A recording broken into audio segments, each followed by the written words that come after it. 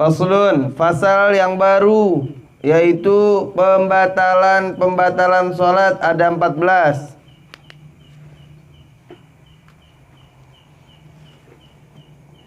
Pembatalan sholat ada 14.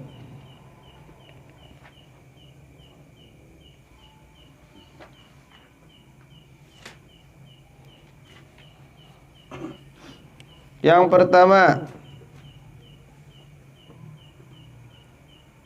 hadas. Yang pertama, hadas kecil atau hadas besar.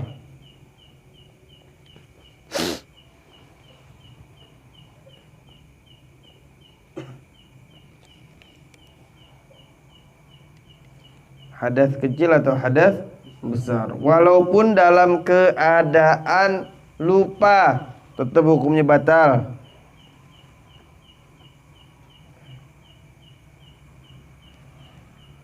Itu yang pertama. Hadasnya hadas kecil atau hadas besar. Enggak ada hadas tengah-tengah, enggak ada. Hadas kecil dan hadas besar. Hadas kecil apa aja? Buang air kecil, buang air besar. Termasuk hadas kecil juga tuh keluar madhi,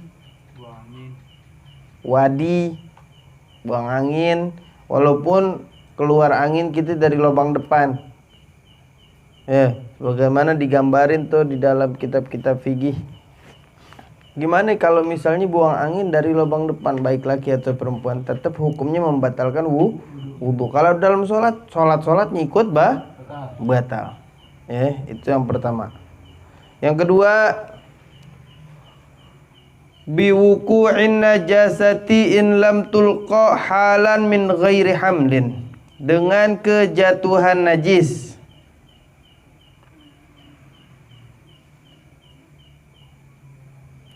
Dengan kejatuhan najis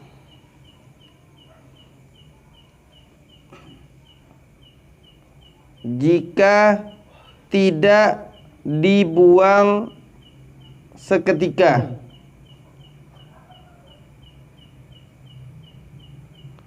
Jika tidak dibuang seketika dan tanpa membawanya, maka batal hukumnya.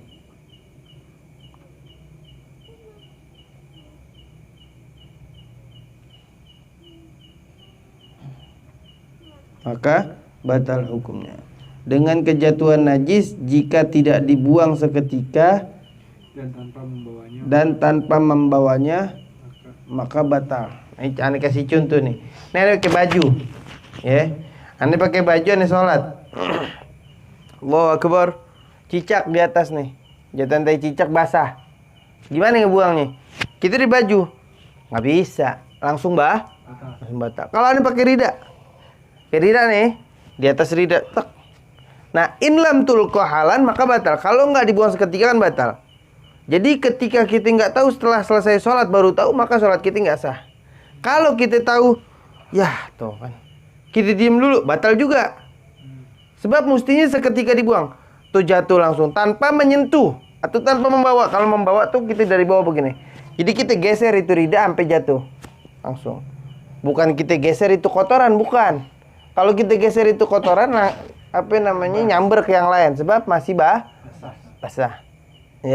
Atau sentil nggak bisa juga kalau masih ada sisa, nempel juga. Jadi di rida jadinya. Di ridanya kita buang. Kita buang. Jadi nggak bisa kalau kita diemin rada lama tuh langsung batal. Harus dibuang seketika. Terus lagi itu di bagian badan orang yang sholat. Kalau misalnya ada juga di badannya, harus juga dibuang segera. Atau di bajunya seperti tadi. Atau di ridanya sama. Kalau di baju udah pasti batal. Diketahui setelah sholat, maka sholat itu wajib digodok. Godok sholat nggak harus di waktunya. Biar paham ya, ulangin lagi nih. Godok sholat duhur harus di waktu duhur hari esok, enggak. Godok waktu sholat itu waktu yang setelah asar, berarti godok tuh waktu duhur. Di waktu sholat asar. Ya, jangan sampai kita mau ya kan zuhur berarti hari esok. Nah, kalau ba'da asar mati, ya, gobo tuh harus fauran kalau nggak ada uzur. Kan udah pernah dibahas tuh adzarus shalah. Nggak ada uzur, gobo segera. Oh, asar ini nggak bisa di jalan nih kena macet. Gobo di waktu harus tetap itu tuh hari itu harus digobo. Waktu maghrib juga masih jalan. Isya berarti ya. Mana itu yang kagak ada udzur berdosanya bisa berlipat-lipat karena yang pertama meremehkan sholat, ya. Yang kedua dia tadi itu sholatnya entar sampai keluar waktu. Meremehkan, bahaya orang meremehkan nih. Meremehkan sunnah aja bisa menyebabkan kita meremehkan yang wajib. Antar deh sunnah ini, lama-lama yang wajib kita bakal remehin. Karena kita nggak ada adab ame sunnahnya Nabi Muhammad. Ya. Jadi kita mesti hati-hati dengan apa yang kita lakukan daripada sunnahnya Nabi agar kita bisa dikumpulin sama Nabi. Kemudian yang ketiga, wan kisyafil aurati in lam tustar halan, dan terbukanya aurat jika tidak segera ditutup.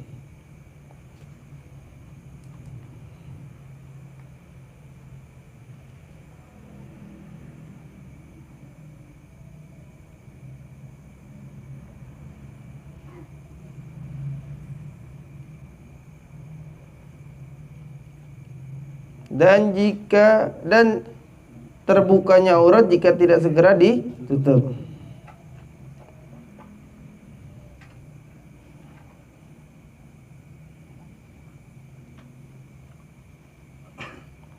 Auratnya itu kalau terbuka biasanya kalau lagi sholat Jumat nih, dapetnya di luar, angin lagi kencang. Yang pakai kain, karena mah enak kayak ke celana nih. Yang pakai kain keangkat in lam tustar halan maka hukumnya batal. Kalau ditutup segera maka tidak batal. Ya. Tidak batal. Rokok sebelum sholat batal gak? Mau sholat ngerokok batal wudhu gak? Bukan makruhnya. Enggak enggak batal. Usul adab kita mau ngadep Allah pakai ngerokok dulu. Ya, kalau apalagi mau Jumatan biasanya itu. Ini mah khotbah paling sebatang udah dapet dah. Jangan ya. Jangan, kita nungguin aja sampai habis kelar sholat Jumat baru deh tuh lanjutin. Sebab kita biar pahalanya lebih. Bagi yang ngerokok. Sebab banyak yang ngerokok kan, mudah-mudahan pada berhenti. Amin, pada pelan didoain biar pada berhenti. Apa namanya kita titikin sampai batas nomor 3. Insyaallah nomor 4 an-nutqu biharfain. Pertemuan berikutnya. Ada yang perlu dibahas? Kalau di jatuh di rida jasadnya. Nah, kalau kita singkirin tapi jatuhnya tetap kayak kaki kita tuh. Enggak, buangnya rada jauhan dorongnya. Kalau ke kaki kita geserin juga lah. Antik juga tuh. Rida ente geser. Ridanya apa kotoran ente geser? Ridanya. Rida berarti kan kotorannya kan yang namanya teh cicak kan lengket. Ya, pasti kan tetap jatuhnya diri. Rida. Tai kebo kali jangan-jangan. Tai kebo mungkin. Buyar mungkin. Kilil di parah-parah. Kilil. Mencret kayak mencret, cicaknya mencret kali.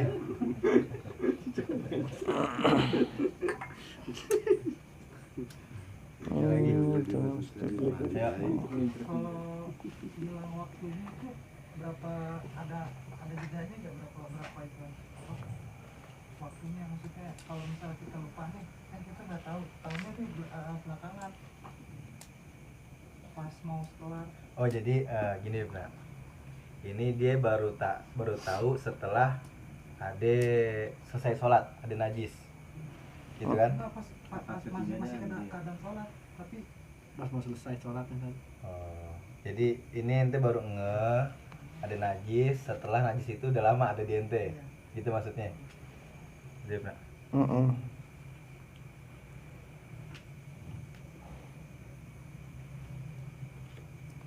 Jadi keadaannya tadi itu setelah ente mengetahui ada najis langsung buang.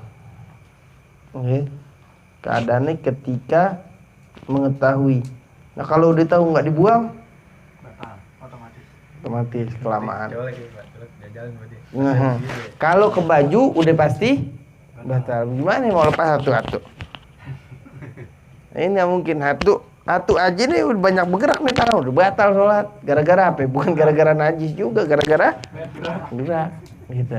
Karena gambaran rida yang gampang. Kalau ada najisnya di tempat kita sholat, sejadah. Di sejadah kalau ada najis selama 7 anggota sujud kita tempatnya itu suci, maka hukum sholatnya sah. Bersamaan kemakruhan. Kenapa? Misalnya 4 sujud nih ada 1, 2, 3, 4, 5 ameh kaki. Ada tengah-tengah dada kita kan di bawah tuh bentuk posisinya.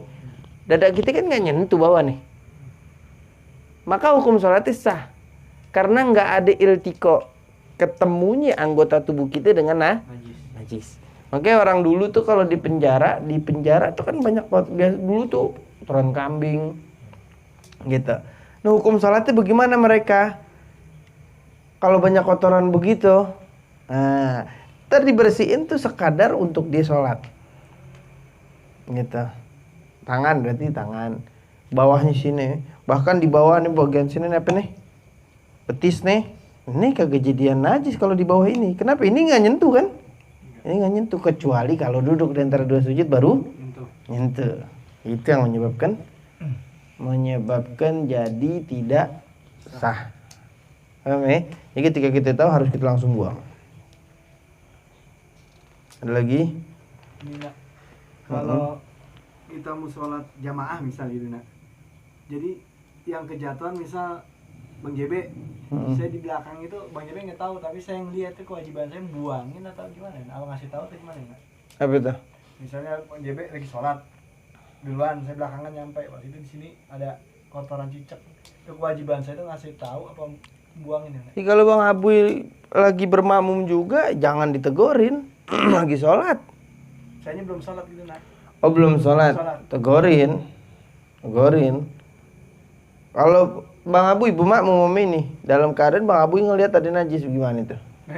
Udah sholat, ya kayak di najis, nggak sah nih, mufaroko langsung.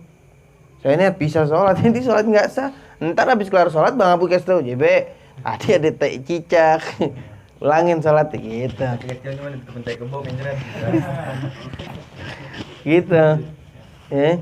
Yang kagak sah sholatnya imam kagak sah. Deh. Lagi. Sayap laron. Gimana? Sayap laron. Sayap laron. Laron sah dimakan nggak? Sayap laron Pak. Sayap laron. Kenapa? Dia kan terpisah dari apa? Dari tubuh. Iya, dilihat dulu minal makul apa enggak binatangnya. Laron makan enggak ya? Kalau orang sini makan laron nih berarti. Lihat, laron bikin pengen kumpulin makan nggak orang sini? Makan laron. Oh minal makulat berarti. Enggak haram ya. Enggak. Boleh kan ya? Ini termasuk ini nah, apa namanya ini binatang-binatang hasyarat nih. Coba dia kan pasti juga nih. Laron. Kalau binatang makul dia nggak jadi najis yang terpisah. Seperti bulu kambing. Kambing dimakan nggak? Makan bulunya nggak najis sedikit banyaknya. Kenapa? Karena binatangnya binatang makul. Iya. Coba kalau kita lihat yang ini betul, aduh, mana lihat Bang JB nih. Kelaron.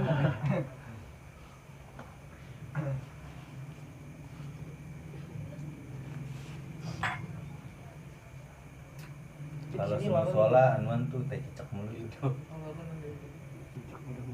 Nyokot lah cicak ada tuh musola, sampai susah dibedain. Mana yang hitamnya sejadah masjid, mana hitam teh cicak. Ada.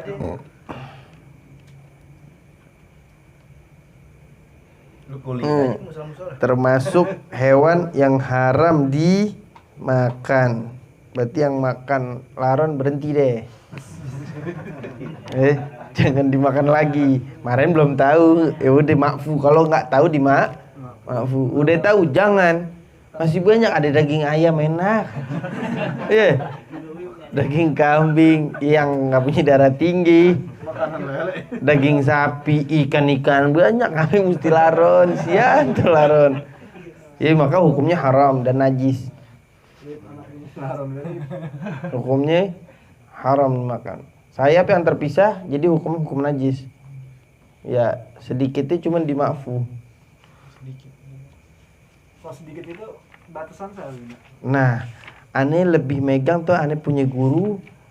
Itu beliau pas ditanya najis satu semut yang ada di kantong ketika lagi sholat. Di sini sih dimakfu ya. Pembahasan yang najis tuh. Di sini dimakfu. Cuma aneh punya guru bilang gimana kalau ada satu nyamuk atau semut mati di bangkai dan batal nggak sah sholatnya. Nih dia nih titiknya dapat nih. Sya'rul hayawan, bulu-bulu hewan yang tidak dimakan setelah infisol, setelah terpisah hukumnya najis. Tapi ditakliki wa yu'fa an qalili sya'rin najas min ghairi mughallazah.